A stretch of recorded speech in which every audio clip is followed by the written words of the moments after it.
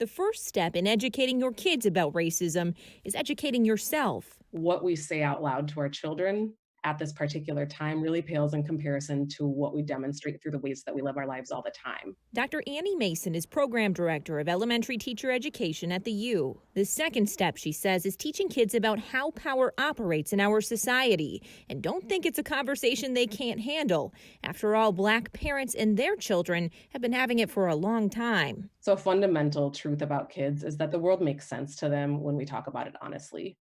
So, if we start with fairy tale stories about how the world works, and then we try to undo that by adding the complexity later, that is what makes it hard for them. Don't ignore conversations about racism because silence teaches its own lesson. Or even if someone's difference is on display and an adult's response is, "Oh, no, honey, don't say that right now," or "You can ask me about that later."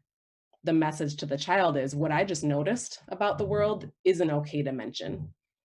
And so then that goes underground, and for a lot of white children, what that builds is a sense of shame around even acknowledging that race exists. Finally, don't forget that while this topic is sad, there's also hope. There's so much joy and resilience in the stories that we need to be telling our kids about struggle.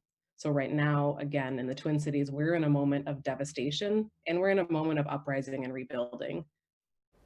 Really good tips there.